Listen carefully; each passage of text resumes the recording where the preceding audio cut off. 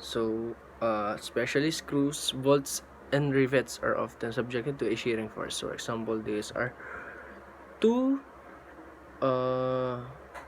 riveted plates. So adjacent. So this one is an adjacent layer. So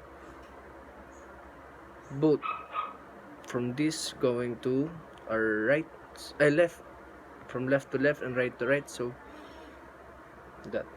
So tendency, our rivets are going to slide or going to fall off because of the shearing force. So adjacent layer and our rivets is in the middle of it, so trying to lose the rivets. So that especially occur in our fuselage, especially in a riveted parts of our aircraft. That's usually occur the shear tension, shear stress. So last is a bending stress. Bending stress is a combination of compression and tension.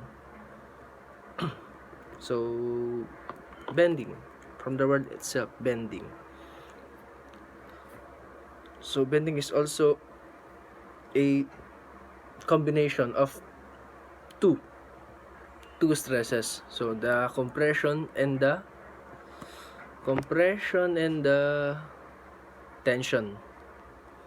So from bending, trying to bend both ends, you're trying to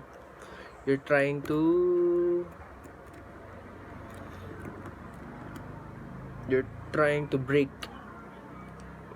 That is the bending. So let's move on in the aluminum alloys.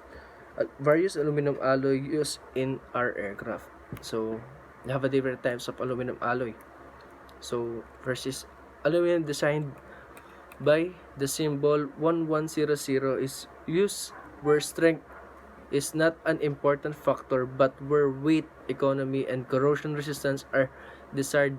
This aluminum is used for fuel tanks, cowlings, and oil tanks.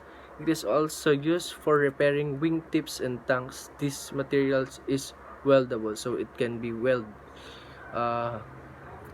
This type of aluminum 1100 is only used for fuel tanks, cowlings, oil tanks, also repairing in wing tips, so in the tips of our wings and the tank.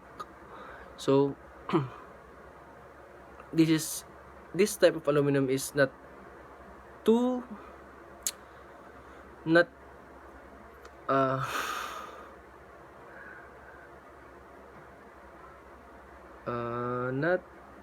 high in strength, so but were weight economy, so they are light and corrosion free. So next one is alloy 3003 is similar to aluminum alloy 1100 and is generally used for the same purpose. It contains a small percentage of magnesium and it is stronger and harder than the aluminum. So 3003 is it contains a small percentage of magnesium. That's why it is stronger and harder than the aluminum alloy 1100. Aluminum 2014 is used for heavy duty forgings, plate extrusions for aircraft fittings, wheels, and major structural components. This alloy is often used for application requiring high strength and hardness, as well as for service at elevated temperatures. So as you heard, this type of aluminum alloy is high strength and hardness, so it's hard to bend. So alloy, next one is the aluminum alloy 2017 is used for rivets. This material is now in limited use, so it's rare. Aluminum alloy 2017. So that is for our rivets. It may be can use in our fuselage, so where you can rivets and in the wings. So aluminum alloy 2024, with or without alcalad coating is used for aircraft structures, rivets, hardware, machines, screw products, and other miscellaneous structural application. In addition, this alloy is commonly used for heat-treated parts, airfoil, and fuselage skins, extrusions, and fittings. So this type of aluminum alloy is pouring in the heat-treated parts. So where this type is a heat resistant. So last is the aluminum alloy 2025 is used extensively for propeller blades. So that's where our propeller made in aluminum 2025. So aluminum alloy 2219 is used for fuel tanks, aircraft skin, and structural components. This material has high fracture toughness and it is readily weldable. Aluminum alloy 2219 is also highly resistant to stress, corrosion, crack. So maybe this is the best.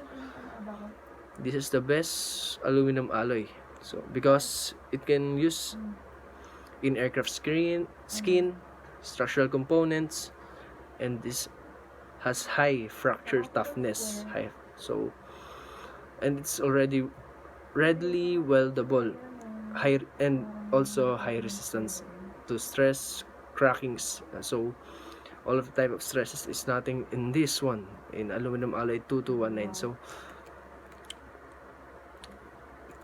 let's move on. In alloy 5052 is used for good workability, very good corrosion resistance, high fatigue strength, weldability, and moderate static strength are desired. This alloy is used for fuel, hydraulics, and oil lines. So aluminum alloy 5056 is used for making rivets and cable sheeting, and in the application where aluminum comes into contact with magnesium alloys. So, alloy 5056 is generally resistant to the most common forms of corrosion. So this is the most corrosion free, the aluminum alloy 5056. Cast aluminum alloys are used for cylinder heads, crankcase, fuel injectors, carburetors, and landing gear. So that is in the inside of inside of our engine. That is used cast aluminum alloy in the cylinder heads. Various alloys including 3003, 5052, and 1100 aluminum are hardened by cold working rather than the heat treatment. So they are used in colds rather than the hot treatment. So other alloys including 2017 and 2024 are hardened by heat treatment, cold working, or a combination of the two. Various casting alloys are hardened by heat treatment. Alloy 6061 is generally weldable by all commercial procedures and method. It is also maintains acceptable toughness in many cryogenic application. Alloy 6061 is easily extruded and is commonly used for hydraulic and pneumatic tubing. Although higher in strength than 2024, alloy 7075 has lower fracture toughness and is generally used in tension application where fatigue is not critical. The T6 temper or 7075 should be avoided in corrosive environments. However, the T7351 temper of 7075 has excellent stress corrosion resistance and better fracture toughness than the T6 temper.